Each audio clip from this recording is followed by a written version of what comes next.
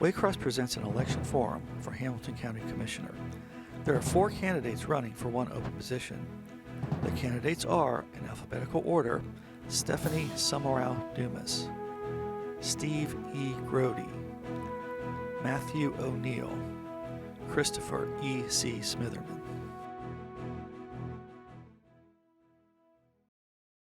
Welcome to another Waycross election forum. This forum is for Hamilton County Commissioner.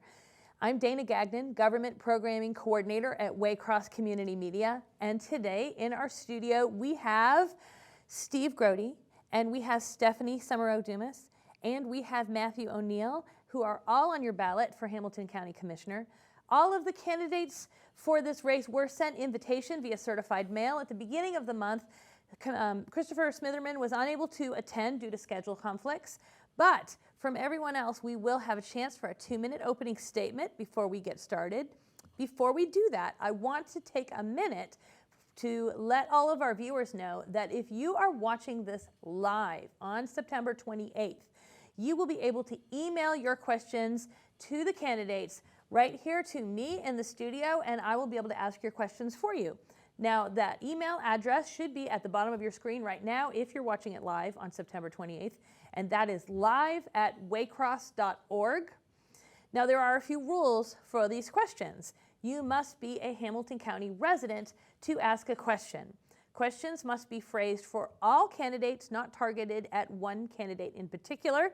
When you send your email, please include your name, your street address, and town. I will not read all of those on the air. I'll just say your name and community, but that's how we make sure the questions come from Hamilton County residents. So now that you know everything you need to know to ask your own questions, let's get started with a 2-minute opening statement. And Steve, I'll start with you. Good evening, and thank you and Waycross Media for hosting this forum. I want to say thank you also to all the veterans who might be in the audience today. People of a historical nature might note that in 1789 is when George Washington began the assault on Yorktown, where we ultimately defeated Cornwallis and led to the freedom that we all appreciate today. Grote is spelled Grote. You will have to write it in on the ballot this fall. I am running as an independent without party endorsement. I don't seek any political campaign money. I've run as a Green Township trustee 4 different occasions. I've been a trustee and clerk. I ran for Congress in 1992. Some of you may recall that with the petition snafu and the ultimate jiggerings that went on there. It was a good experience, if nothing else. I've lived in Cincinnati my whole life. Grew up in Northside like many people on the west side of town. The 4-family apartment is still there at Hayden Poulin. We've migrated out to Green Township, obviously, and have spent pretty much the rest of our 44 years together as husband and wife with my wife, Kathy, and I'd like to say hi to her tonight. Thank you. Thank you very much. And Stephanie. Good evening. I am the current president of the Hamilton County Board of County Commissioners. I've been in office, this is my 4th year. Looking forward to getting back on the county commission. I was the former mayor of Forest Park for 6 years, vice mayor for 6 years, village manager of Lincoln Heights for 4 years, and now currently, as I said, the commissioner. I am the incumbent, which has advantages because you know where the county is going right now, and I can continue to lead.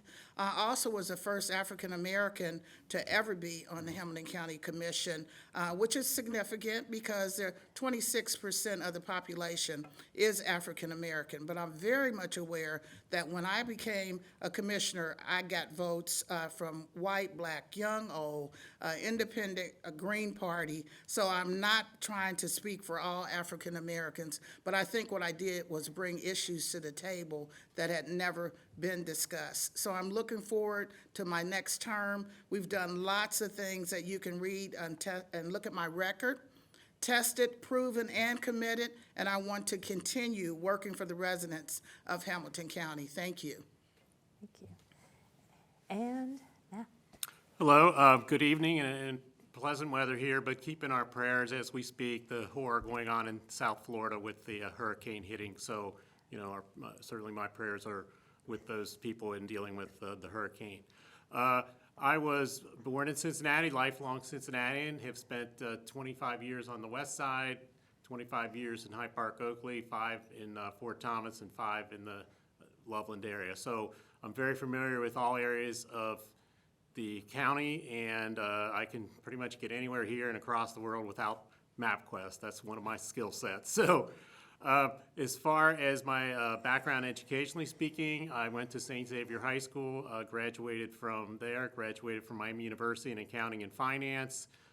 I received my MBA in finance from Xavier University in 2002. My career has been mainly spent in higher education, finance, and more recently, the last 6 years at a company called Quipto Medical, which is a durable medical equipment, which was indispensable to saving many, many lives around the county, in actually the entire metropolitan area during the worst of the coronavirus. So I'm very familiar with anything relating to numbers. I've read all 394 pages of the county budget, and I can understand all that. I can't say I've memorized it, but I have looked at all the pages. So my experience and background in that area will be indispensable to being able to understand the finances of the county. Most importantly, I kind of have a campaign slogan that I would call BS, to stop the BS. That refers to taking the 0.8% bus tax and splitting that into 2 separate ballot issues. The 0.3 roughly is the roads and the 0.5 for the buses, and then the other one, anything related to the stadium that would require a tax increase, to go to you, the voters, for your approval if that requires a tax increase. Okay, well, thank you very much. I appreciate all 3 of you being here this evening. That means you're accessible for the voters to make sure they can ask their questions, which means if you are watching this live on September 28th, remember, you can email your questions. A few folks already have emailed in their questions for the candidates. And we are going to start. Some of this was already addressed, and we'll start with you, Stephanie. Some of this was already addressed in your opening statements. But what I'd like to just start with as an overview is what is unique about your skills and your experience that you bring to Hamilton County. And we're going to start with you, Stephanie. Thank you.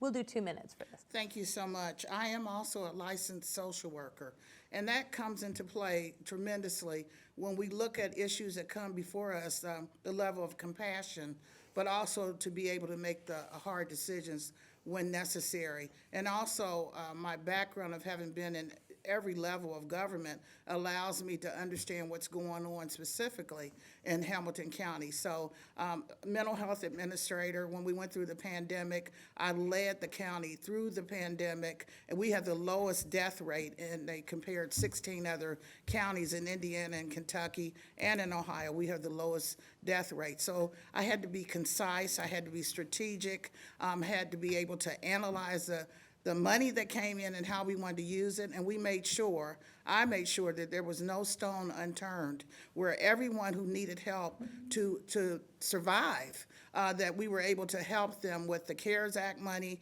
and also the other ARPA money that came through. So I have the experience of going through a pandemic, which was devastating, we know that, and leading a group, not only my board, but also 830,000 people through this pandemic to try to help people thrive. Thank you. Okay. And Matt, I have the same question for you. What are your unique skills and experience?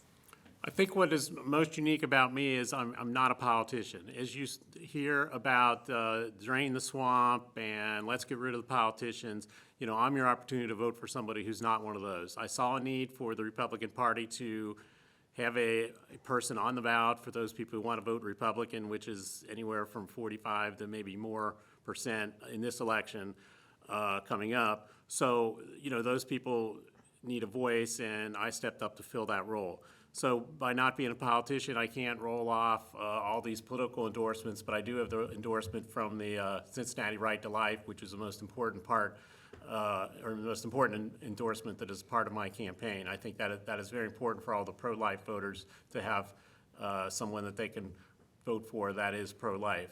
I think what also unique about me in terms of background and skill set, I'm not somebody who is in something unrelated to finance. I have previously in my career, I had my CPA and was an active CPA. So I think that I bring a set to be able to look at the finances of the county and see where we can save money particularly as it relates to things like the MSD and the massive cost overruns and expenses we have to deal with that. Okay, thank you very much. And Steve, same question for you. Well, it would appear Matt and I have a lot in common with mathematical ability, but short of that, my first job was at Central Trust Bank, and I finished the test for aptitude, and the lady who was administering came back in and says, "How come you're not still working?" I said, "Well, I was done 5 minutes ago." And she said, "Nobody finishes a test." I said, "Well, I have the ability to scan a lot of numbers and make sense out of them." My particular skill set, I am also a UC graduate and a degree in finance. I first did a semester with Gradison Stockbrokers downtown while in college, went to Central Trust Bank. Got involved with this little bakery known Grote Bakery. It was my father's business, and he was a Navy baker. He succeeded very well without any college education, all which he always reminded us of. In Green Township, we did several really unique things that I think I can't not say. First of all, we led the fight against the airport noise from the CBG airport and Delta's constant flights over us. No one else asked us to do that. We got together with Delhi, we got together with Sailor Park, and I went to Kentucky and represented our interests there. We finally got noise monitoring on our side of the river, and the noise is less a result. I often went to DARE graduations, not because I wanted to sit in front of people and just soak up the glory, but the DARE program that was much criticized is probably something we desperately need today. Drug abuse resistance education is worth its weight in gold. And anybody that went through that, I thank very much. And what's nice was all the parents and even grandparents would show up for those events.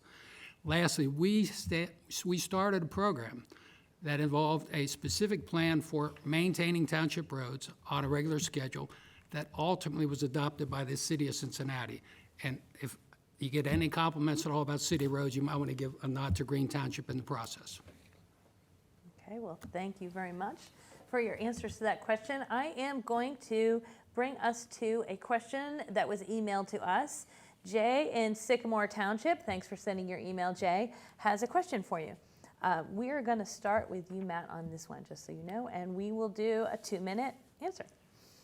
The question is, when you are elected to office in 2023, what is the first or main issue that you will introduce as a bill or resolution to get passed that you feel is the primary issue facing voters in Hamilton County? The primary issue I feel facing Hamilton County is our high taxes. I stand as the candidate who is in favor of reducing taxes in Hamilton County, specifically that related to the sort of 0.8%, which is a 64% increase in your local tax. The sales tax you pay prior to this was 1.5% local, the rest went to the state. That went up to 2.3%. At 7.8%, and knowing that something related to the Bengals arrangement with their lease coming up in 4 years, it's possible that they will ask for something which would go to the voters. We are getting in a position where our taxes are not competitive with our neighbors, and when it comes to taking money out of the pockets of our citizens, that's something I'll be most focused on. Second thing, I doubt that I would have the support of one or both of the other commissioners that would still be on the ballot, or rather still in office at that time. You know, I'll personally be out in front of every Kroger store and Meijer store and Target and Walmart getting signatures myself to get that to the voters within 1 year. Something that's also important to me, which is not really something that I campaign on, but something could happen right away, is trash removal. I'm just appalled when I drive down the highway and I see trees, fully grown trees in the middle of the highway, not trimmed down, trash dumped at the interstate highways, not cleaned up. So, you know, that's something where I think we have a lot of programs to support people in need, which are great, but I think we need to, if we're going to clean up those things, we need some quid pro quo. We're going to help you, and you're going to help the community, and then that way you're more invested and love your community a little bit more. Okay, great. Steve, I'm going to give you the same question next. Well, taxes are the price we pay for government, and the price is too high. Matt is right.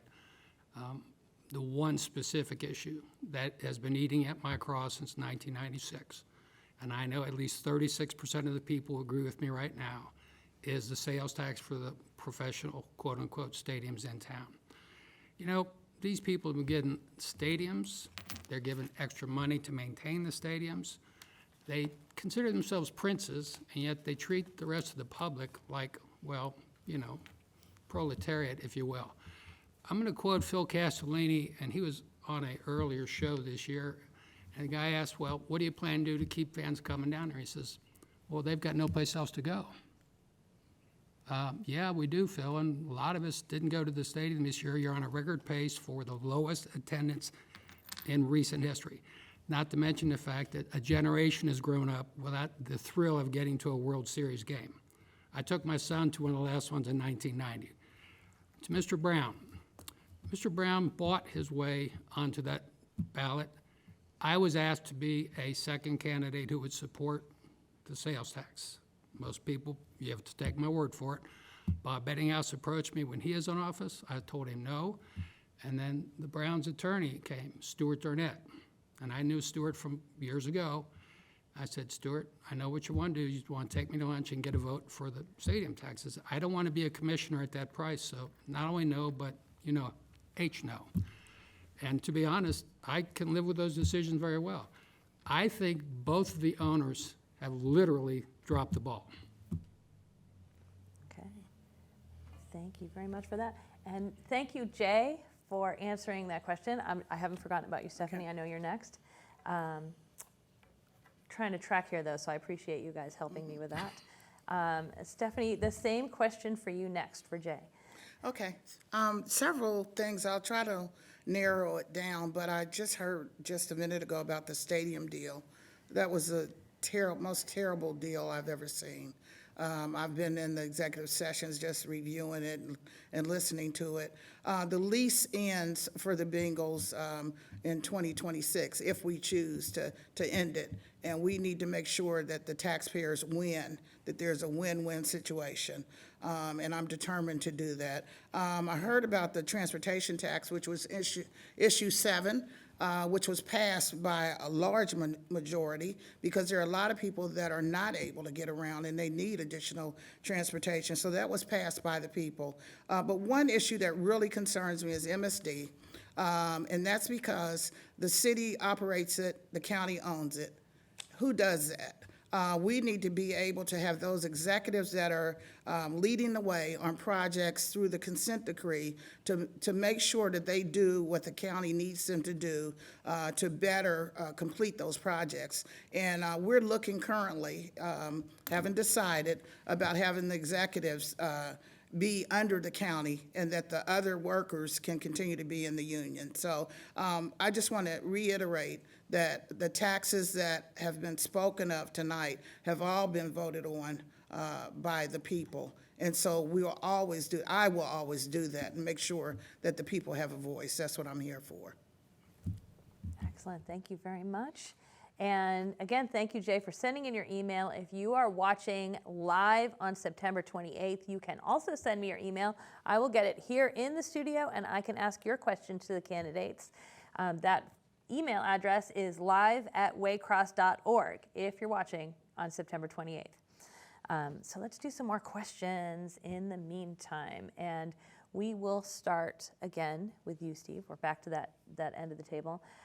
We have talked about the sort of tax. We've talked about transportation. So let's make that the next question. Would you focus on increasing public transportation? And outside of the downtown area, would you consider expanding the streetcar route as part of that plan?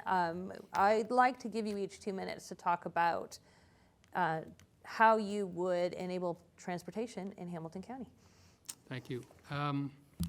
You know, I've not looked at any of those numbers because it's not part of our privy at Green Township. And I only get involved in so many things that involve numbers that frustrate me. The sort of tax was kind of a half a loaf proposition that was going to enable more mobility for frequent users of the metro system to go on cross-town, meaning east-west routes instead of more north-south routes. Now, that may be happening, I honestly don't know. But the first questions, or three that I might have for SORTA is, what is the current ridership and at what hours? And I'd ask the city, why are you giving away rides on a streetcar that costs $50 million?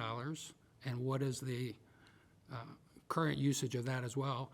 And not to ask the question, but if you want me to give you a negative answer to extending the streetcar, no, sorry, not gonna work.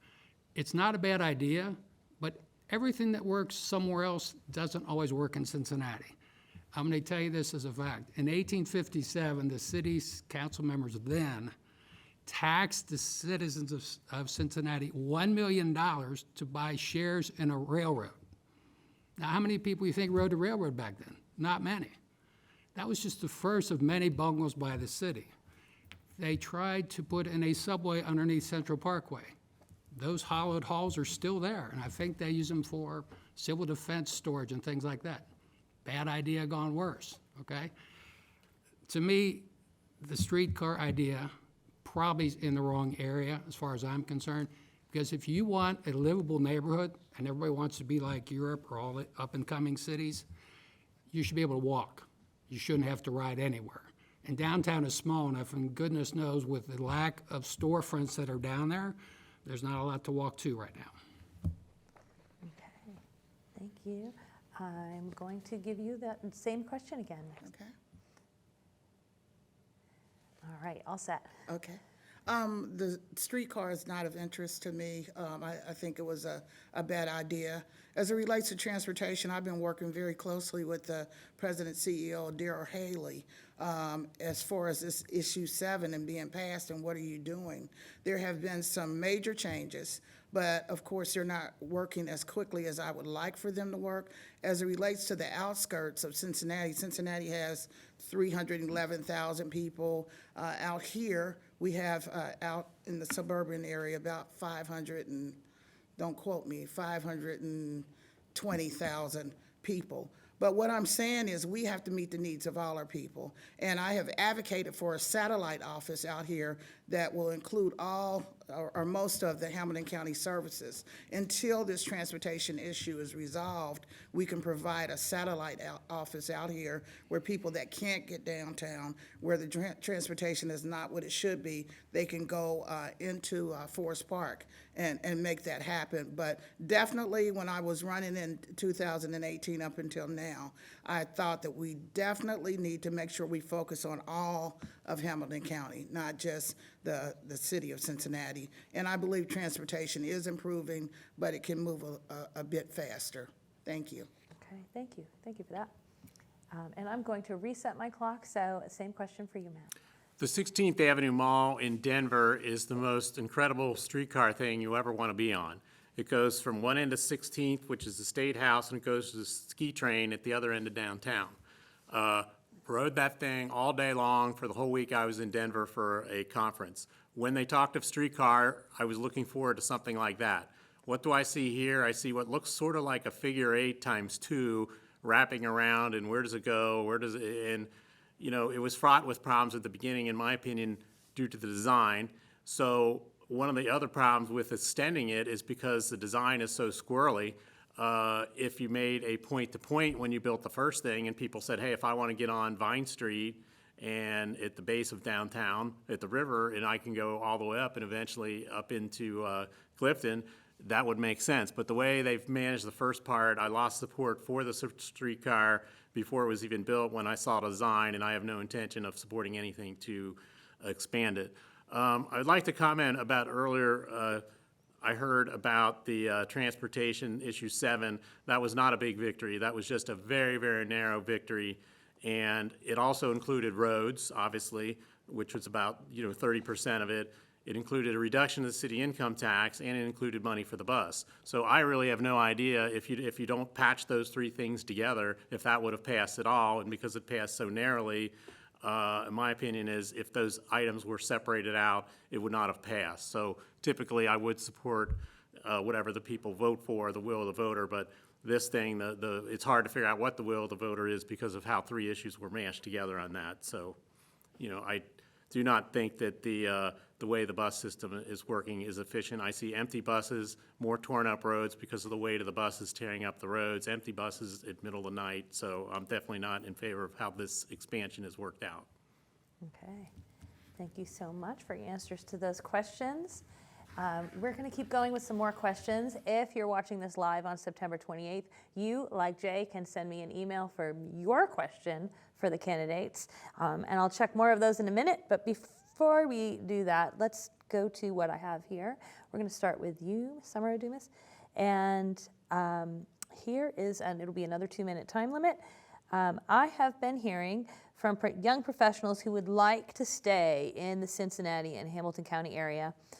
They can't find affordable housing to match their starting salaries. What can the county do to make housing more accessible for them? And I'll start with you. Housing is a major issue for the county. We allocated $40 million toward affordable housing. Now, what does that mean? About $25 million will go toward renovation. The other monies that are left will go toward maybe fronting people for rent. But you're absolutely right, the rent is too high.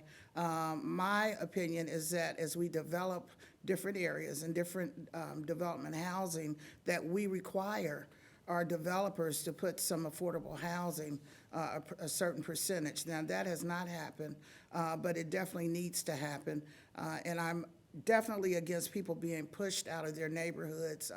We had Forest Park came, and they're having new development, but I want to make sure every time that no one is being displaced, and it's just an empty lot, and people are not, because people want to stay in their homes. But as it relates to the young people, we just don't have enough affordable housing, and the rent continues to go up. And that is a dilemma for me. And I plan on working on 40 million. What does that mean? That's a lot of money, but we have 40,000 units that we would need to fulfill all of the affordable housing that's necessary. So it's a big issue that we need to tackle. We want to not only, we want to retain our young people.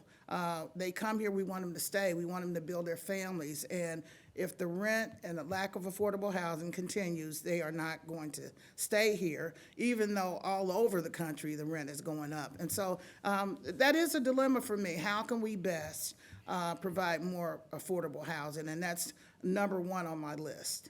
Okay. And then, was my 30? Oh, no. That's okay. No, you're good. You still have another 15 Well, seconds. I was just going to say the reduction of homelessness is really important, too, that everyone needs a consistent place to lay their head. So we have incorporated additional money to strategies to end homelessness and get them up off the streets also. Okay.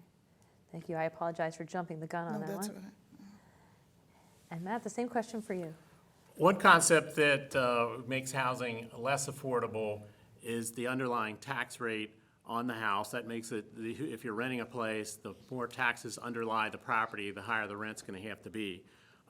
Another concept is the supply. So if the supply increases, simple economics would suggest that the increase in supply will lead to reduced prices. So where we have a big problem with supply is houses that go offline. That is, that they stay vacant. Maybe they fall apart and somebody, looks at a house, says, well, then that house has to be torn down.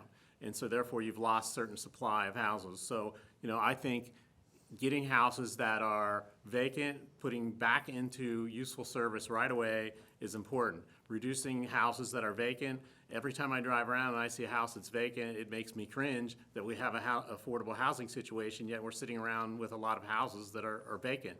Or a house is, you need substantial amount of repair and nobody wants to repair it. So I think there's a role and a funding to get that house back on the tax rolls quicker and occupied, and all the taxing related to sales tax is going to be collected because you have somebody in that house now. So the other thing is about purchasing homes, whether or not the house is $10,000, $100,000, or $1 million. If you don't have a job, you're not going to qualify for a loan if you need a loan to buy that house. So we also need to focus in concept on, is the community supplying enough jobs so that people can actually afford the homes as they come on the market. Okay, great. Thank you for that. And Steve, same question for you. This kind of mirrors a question on the League of Women Voters questionnaire, so I'm going to kind of give the same answer if it's okay.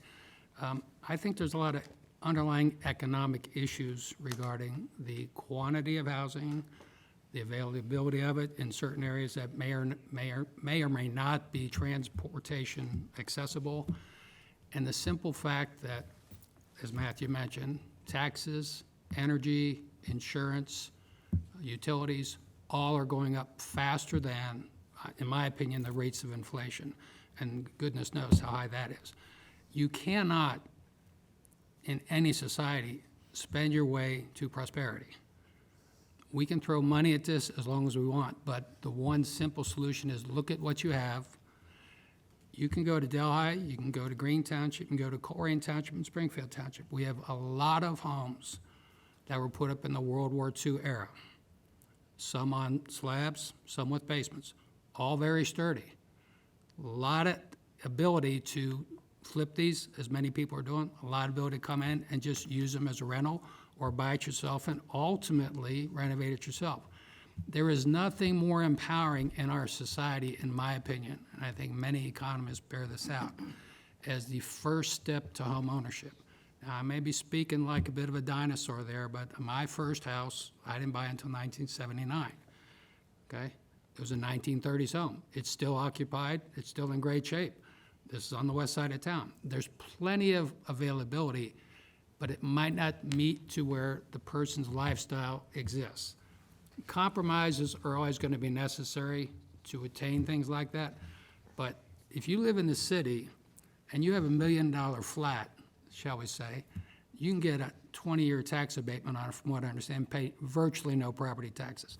Now, I don't know what the city's doing otherwise, but when you give money to the rich people, trust me, they just put it in their pocket. All right. Thank you very much for that. We are going to continue ahead with more questions, and I'll be keeping an eye on my email to see if anyone is watching live and has questions of their own to send in. Matt, we're going to start you with the next question, and we've alluded to it a couple times. Paycor Stadium, the stadium formerly known as Paul Brown Stadium. We have reports that capital needs are coming up. Can you talk about what role you think the county should have in funding that, and what the county is getting from that partnership?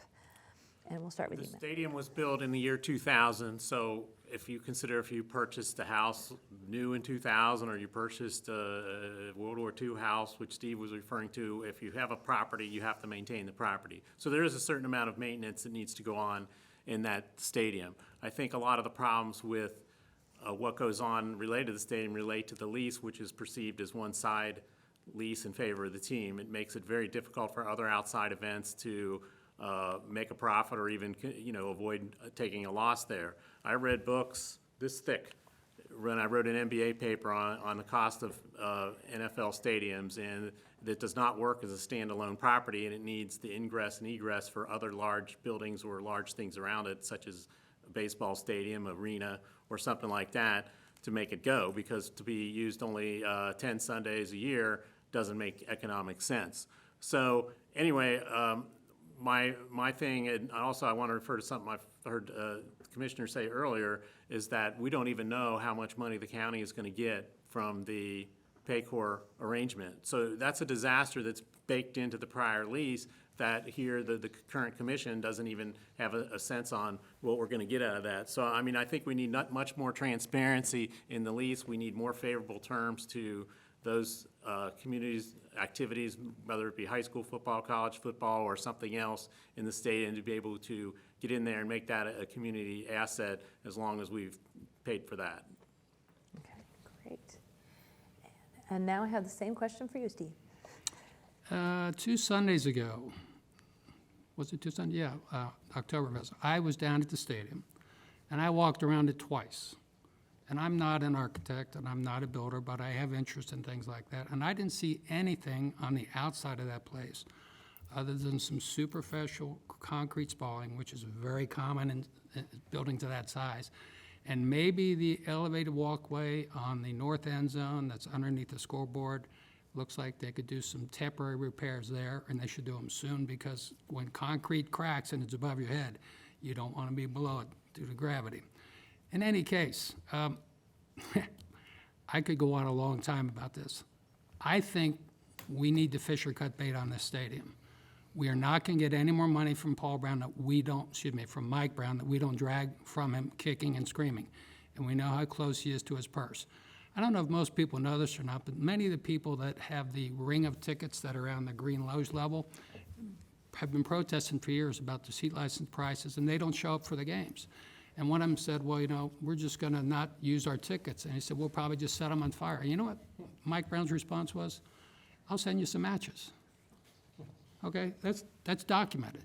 Now, when you have that type of attitude towards the very people, all income levels, paying a sales tax for the privilege of you using this stadium, you should get on Fountain Square, and when people line up, you should shake their hands one at a time, or maybe do something even less dignified, as far as I'm concerned. I don't think there's a future where Hamilton County has any interest in this stadium, to be honest. That would be one way to cut our losses. Okay. And now, I have the same question for you, Steph. Thank you. Steve was correct as it relates to the stadium. The Gensler report indicated that the bones, the structure, is very good. We would not need to redo that. It's just the inside and the additional items that, like the escalators and things like that. The cost was $500 million. But I made a statement at my last forum that the taxpayers are not going to pay $500 million. When this happens at other stadiums, the team pays it, the NFL helps with it, but we will not be paying $500 million. That was the estimate. And then I'd like to say that Matt was not right about me saying I do not know about the Paycor and the naming rights, because I never mentioned that here, and maybe he read it somewhere else. But I do know exactly, it's my responsibility to know what we got out of that naming rights deal. And so we were not informed of it. We did not know it was happening. And so that goes back to what we were saying about inclusivity, that we are the owners. And so we deserve to know, and we are making it very well known that we did not appreciate the fact that there was naming, and we were not involved in that. So I'm very much aware of what we will get out of that, but that's still in negotiations. So I won't talk any more about that. But let me see. As far as the stadium itself, we need to, I think it's a decision that the new board needs to make, whether or not we're going to go with the lease or not. And so, right now, the estimates are coming in, and we're trying to get more community partnership. We're trying to get more collaboration with the Bengals, because after all, we have to work together, and if the people don't want it, we won't have it. As simple as that. Okay, great. Thank you for your answers on that. Let's change direction and let's change topics a little bit. Steve, we're back to starting with you now, just so that you're ready. We have a question here. Increasingly, police departments are dealing with wider and wider ranges of issues, homelessness and addiction and things outside of what was traditionally their focus before. So how can the county assist police departments to help them be more effective? We'll go back to our usual 2 minutes, and we'll start with you, Steve. Well, because we have so many individual jurisdictions who like their police and fire chiefs, and I'm guessing it's somewhere north of 35 that are still independent from the county. And I applaud the county for reaching out to the areas like Silverton when they took over their police force to give them at least a modicum of coverage. There may be a need to do more of that, but again, pay Peter or pay Paul, the police are going to have to be paid for no matter who is there. The subject of crime, which drives a lot of this, I want to just say, this is so important that I got to read it. It says, to prefer freedom from moral law is a seeming the way that our whole society is going. Whether it's smash and grabs, kids getting in the cars, abortion on demand, and I'm not going to take either side of that, other than the fact to say that I did go to the Right to Life March in 1994 in Washington. It was endorsed by Right to Life as well, too. Until we change the attitudes about people, okay, you're not going to have a source for any other resource to work on a problem that keeps growing. The reality of crime is that a lot of people think it's poverty-driven, it's values-driven, okay? People aren't taught values anymore. You learned stuff in kindergarten years ago. Put your toys away, be nice to other people, and play fair. I don't even know that it's even taught anywhere in school anymore, and I don't really care, except that I have 11 grandkids who have 3 wonderful parents. I have all kinds of books that give them the core values that, quite frankly, relate to the Constitution as it was established. Because if you don't have the knowledge of what your kids need to avoid, they're going to find it one way or the other. Policing is a local issue. The county can supplement if they want to, but all that has to be paid for. And I don't think we need more taxes to do it. Okay, great. Thank you for your answer. And Stephanie, same question for you. Sure, our Hamilton County sheriffs are almost 70% of our entire budget, but we understand that public safety, no matter where, Forest Park, Silverton, whatever jurisdiction it is, public safety takes up most of the budget. But we have to be proactive and advocate for police officers, anyone who's in the public safety arena. We have to provide them the equipment that they need, the training that they need, supplies that they need, the time to be off with their families. We have to just create a different environment for the people within our county and support our police force and let them know that we are behind them, not only financially, but when we advocate and go to different communities. We have about 3 jurisdictions now that the sheriff department is providing service to, and they've been getting it for free. And so now we're telling them, according to the Ohio Revised Code, we can't leave them, but you need to pay your fair share. And right now, they're a little surprised because they don't have the funding to do it. Now, how we did it that long without letting them know, I'm not sure. But we need to go in and have everybody pay their fair share, and then just make it very clear that the county supports our public safety personnel. Okay, great. Thank you for that answer. And Matt? The most important thing, everybody out there who's listening, who's a registered voter, go to the polls and vote for State Issue 1. That issue will make a big difference in the community. The Ohio Supreme Court within this year voted to allow, or actually what's happening is lower bonds are being issued because the judges cannot take community safety into account according to the Ohio Supreme Court. The Ohio State House immediately passed that and put it on the ballot in November. So if somebody goes out and commits a murder and a judge puts a lower bond on it, that makes the community less safe. So that's the most important thing to do. Last night, Judge Megan Shanahan spoke about that at the Delhi Miami Republican meeting, and unfortunately it wasn't taped, but everybody should listen to her comments and get out there and vote for State Issue 1.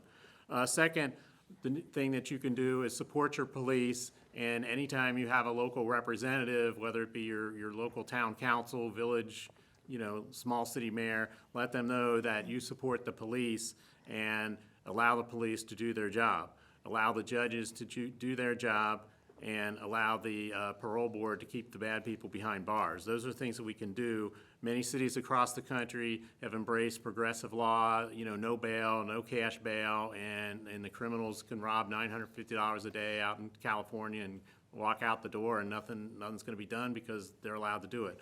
We don't want those kind of laws. We don't want elimination of cash bail, which allows people to, steal and be right back out on the street. So those are things we can do to support the police to make our communities safer. Okay, great. And thank you for all of you for answering that question for us. And actually, there is a state level issue, so normally I don't bring those into a county level forum, but it affects what we'll be doing in the county, and as Matt alluded to it. So I'll just mention that. So issue 1 is for a proposed constitutional amendment to require courts to consider factors like public safety when setting amounts of bail. Stephanie, starting with you, just a quick, I'm going to say like 30 seconds, but because this affects us at the county level, would you like to share how you feel about issue 1? Well, I would say absolutely. You have to look at the public safety risk for whoever is thinking about a bond being set, because we can't just think of one person.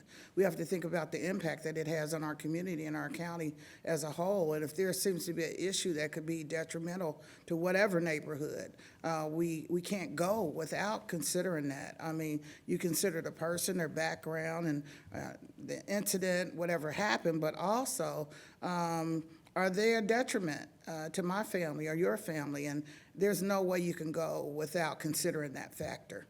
Okay, great. And just, I know this is a quick version of the answer, but Matt, 30 seconds for that. Well, absolutely. I agree with what Commissioner just said, and I think that that was an atrocity that the Supreme Court ruled 4-3 that, community safety should not be considered. So, I'm 100% for issue 1. Okay, and that was really quick, Steve. How about you? I honor the fact that judges have such hard decisions to make. There is the law, there are the conditions, there are the victims. What you need to consider, first of all, is their last, the victims. What happened and who's responsible, as far as I'm concerned. If that means someone else's life is upended for that, that's your choice. That's a bad value decision on your part. So yeah, anything that improves the judicial system, good or bad, I'm with. Okay, all right. Thank you for that. Believe it or not, we're getting closer to the end. This goes really, really fast. So I want to thank you for being part of it, but we're not going to finish yet. The next thing I want to do is I'd like to give you all a chance to do a 2-minute closing statement. And Matt, we've wrapped around for you to start this first. So we'll start with you. I got into this race because I wanted to see the Republican values represented, particularly the pro-life values. I also have experience for my entire career for 35 years, working mainly in higher education and now at a medical company as treasurer. I'm very familiar with, all the financial aspects that go along with fund accounting. When I worked at Xavier, I had 70 different funds to juggle. Each one have different objectives, and I was making sure on each one of those that the money was spent as intended by the research professors and those that, oversaw it at the university.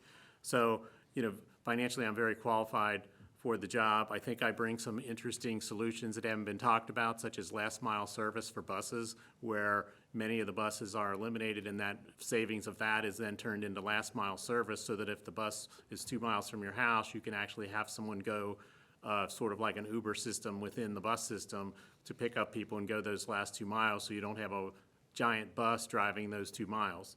The other thing, we haven't talked too much about MSD, which is the real driver of rates in terms of, water and sewer. It's really the sewerage rates. And a lot of places that have to be abandoned, if you look out in the suburbs where you're building new neighborhoods, you have lakes all over the place because those are retention ponds. We need to have some of those that'll help reduce a lot of the overflow that goes into the Ohio River. So, small ponds that'll beautify your neighborhood, instead of saying, oh, I got an abandoned house, guess what, now you're gonna have a beautiful lake. So I think you need to look at, solutions that aren't being talked about, and I have a lot of them, and I would love to bring them to you if elected as commissioner. Excellent. And 2 minutes from you, Steve.